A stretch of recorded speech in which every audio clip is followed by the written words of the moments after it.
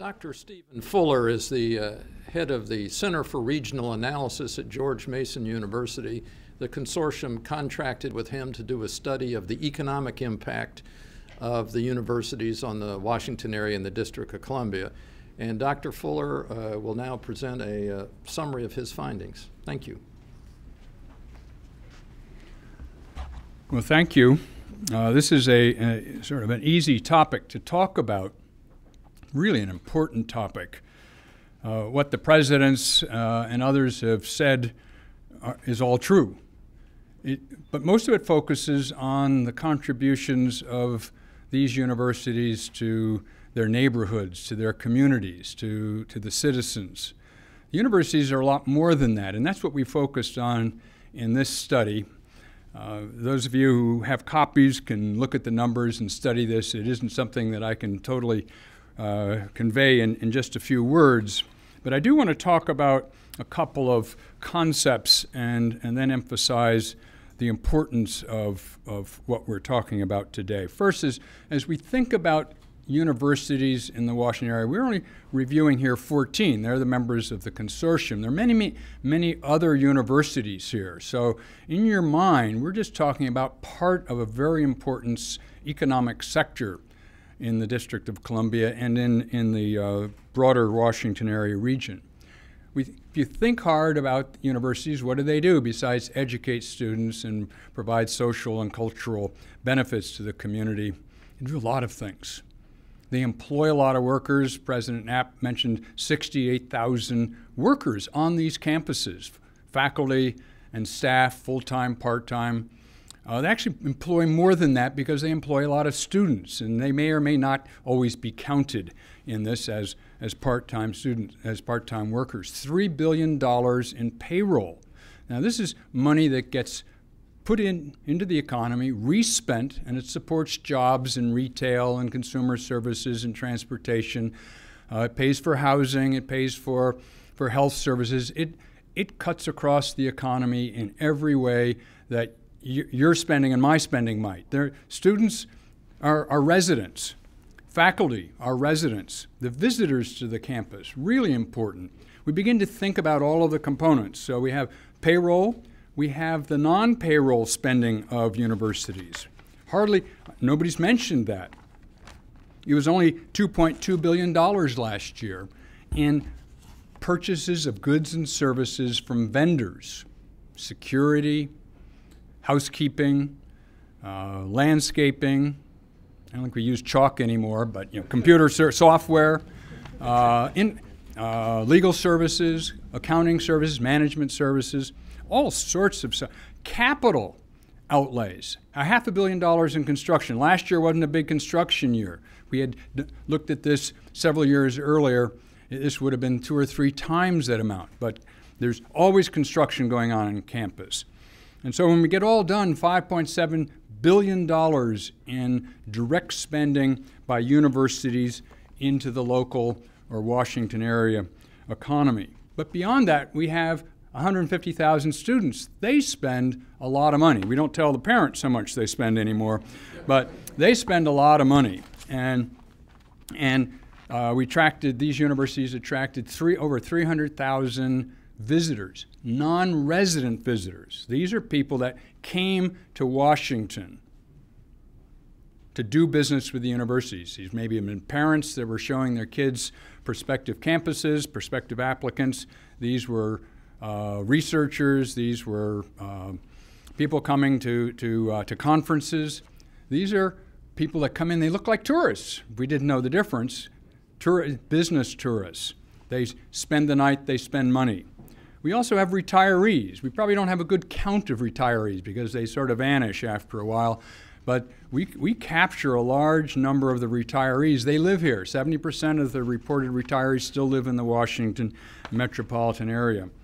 So the scope of impact is enormous and is often discounted or not even fully appreciated and recognized in the sense of the orders of magnitude we're talking about. We break out the part of this that ends up in the district. It's about 25%. That may not sound like a big number, but it's $1.5 billion almost in direct spending. It generated another $500 million in additional spending as this money gets respent. Every dollar you spend in the economy helps generate another job here. So besides the 68,000 jobs on campus, there were another 125,000 jobs worldwide that were supported by this money. Not everything that we consume here gets generated here. But a lot of these jobs, almost 2/3 of them, are local workers. In the district, quite a large number of these jobs are held by district residents. $230 million last year of new payroll to district residents, taxable income. Now, why is all this important? These are big numbers. The district, as Dr. Knapp indicated, this in fact is one of the largest sectors in the District of Columbia economy. The federal government isn't going to grow much, might shrink. And the important question that should be asked by the leaders, business and public leaders in the District of Columbia and elsewhere in this region, what's going to drive the economy in the future? Where does future growth come from? We've benefited for 10 years from an enormous run-up in federal spending. It's over. The competitive advantage of the District of Columbia with the greatest growth potential is higher education. It's the only sector that actually grew every single month through the recession nationwide. More importantly than that, the future of the district economy depends on being able to fill jobs with qualified workers. So we take a bigger view of the importance of higher education. We need every single qualified worker we can get, and they won't be enough to fill the future jobs. It isn't only net new jobs that we're looking at. It's the replacement of retirees. Hear a lot about that now with respect to federal workers, but it's across the sectors. In 20 years, we'll have as many 60-year-olds as 40-year-olds in this economy. We're getting older by the minute, and replacing those workers, and then normal turnover. So when we take net new plus replacement jobs, we're talking about 300,000 positions over the next 10 years in the District of Columbia that are going to need new workers. Where are they going to come from? We need, in effect, the universities are engines of growth. They are economic forces within the university, within the city economy, but they are also the source of growth of other sectors. So every employer in the District of Columbia is going to be scrambling to find qualified workers. And we have the answer if these universities are in fact encouraged to enlarge their capacities to produce more workers. This in effect is the engine, it's the competitive advantage the district has over every other metropolitan area. A few others, won't name names right here, but a few others actually are recognized for their high-quality universities. That's what they promote themselves for. We haven't picked that up yet. The world doesn't know.